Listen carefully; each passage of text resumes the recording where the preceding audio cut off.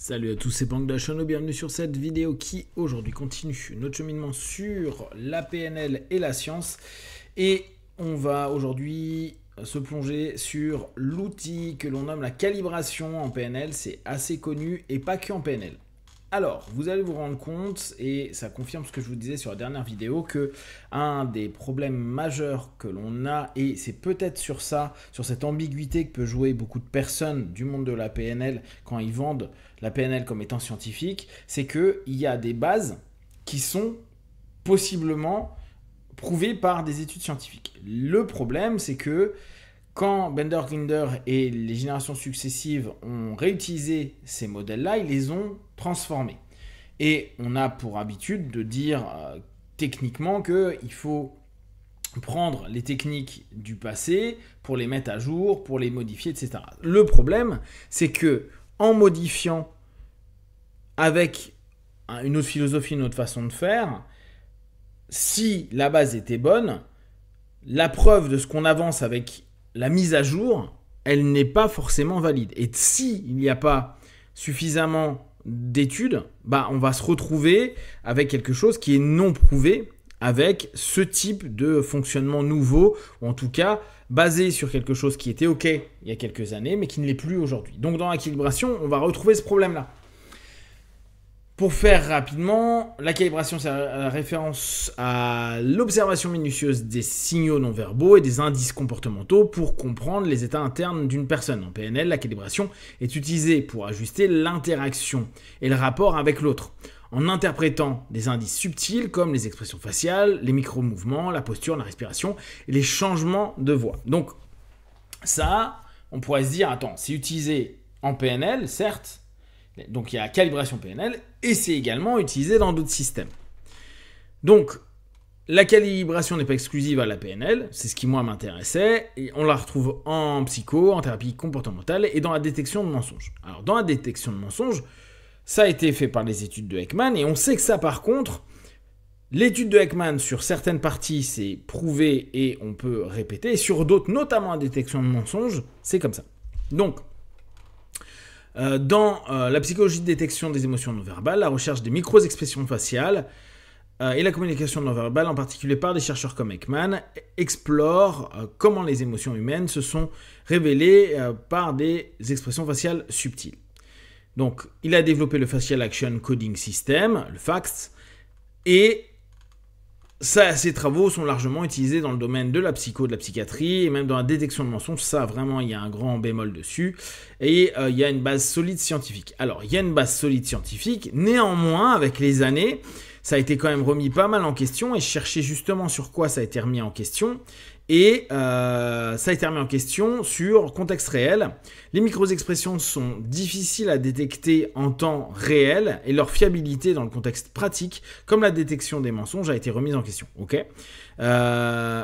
Généralisation limitée, bien que valide dans les études en labo, les résultats difficiles à généraliser dans des environnements réels. Les différences culturelles, les micro-expressions, on a souvent vendu que c'était universel et ça a été plus ou moins critiqué parce que certaines sociétés favorisent la dissimulation, la modulation d'émotions, etc.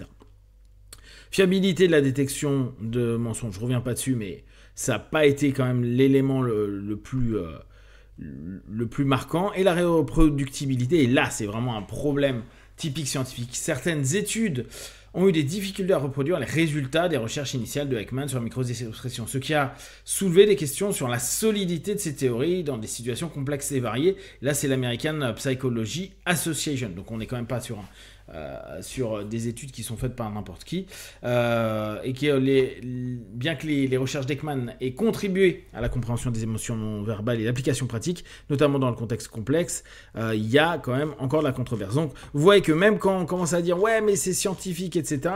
Oui, c'est scientifique jusqu'à quand, et quand est-ce qu'il y a une mise à jour, etc. etc. Donc reprenons avec l'hypnose. Et la PNL en l'occurrence, là, on est sur cette notion où, déjà qu'on peut remettre en question là où il y a eu des études, quand il n'y en a pas eu, spécifiquement dans la calibration PNL, on ne va pas avoir de validation en tant que telle.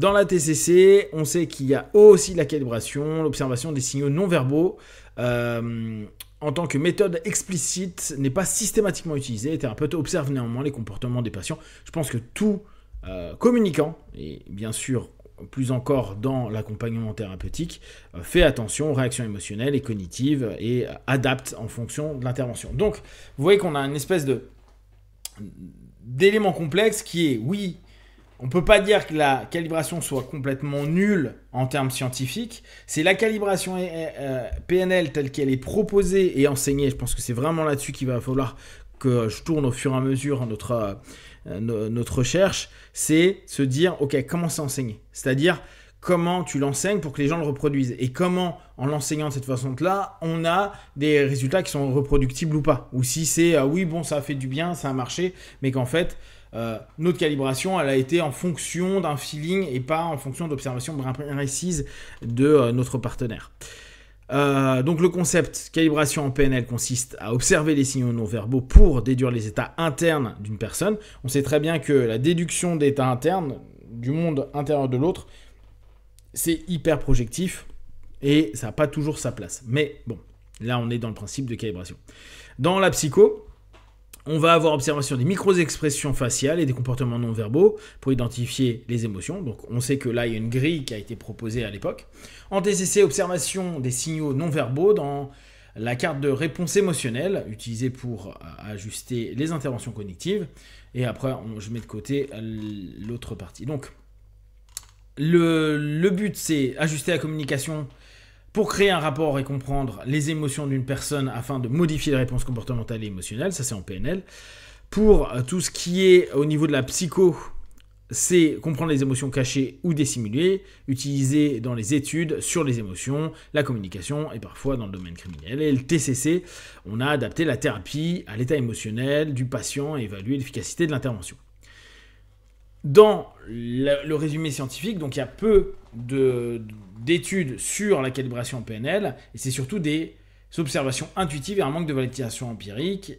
Tout ce qui est en psycho, les micro-expressions faciales ont été largement étudiées, et en TCC, la validation solide dans l'évaluation des émotions, donc vous voyez c'est vraiment très précis dans la TCC des patients, mais la calibration des signaux non-verbaux n'est pas systématiquement utilisé. Donc on est plus sur une calibration émotionnelle que sur une calibration comportementale qui pourrait amener vers une traduction de potentiellement ce qui se passe chez la personne avec qui on est en train d'échanger.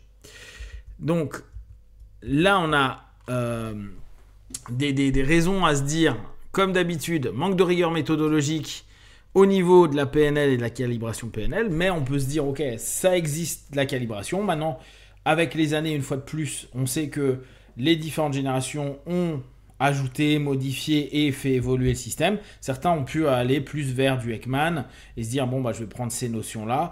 D'autres vont peut-être prendre plus d'éléments qu'ils ont étudiés en TCC. Ça va dépendre beaucoup de votre PNListe. L'absence de validation scientifique, les études qui ont tenté de tester la validation de la calibration PNL n'ont pas démontré de résultats reproductibles ou convaincants. Problème de généralisation, on suppose que tout praticien peut apprendre à calibrer les signaux non verbaux d'une personne et en déduire son état interne. Cette généralisation est problématique car la lecture des signaux non verbaux est souvent complexe et contextuelle et donc ne peut pas être systématisé comme le prétend la PNL. Donc il y a un travail, une étude à faire pour apprendre, comprendre et déterminer potentiellement ce qu'il en est.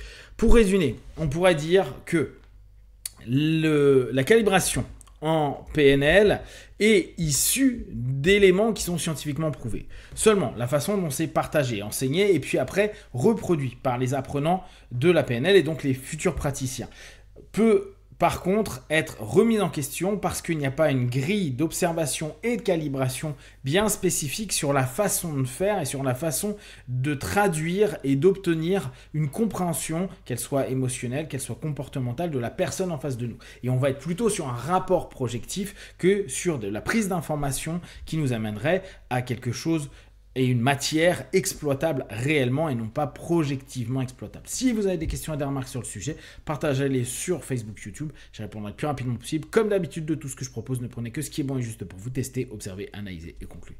Be one. Ciao.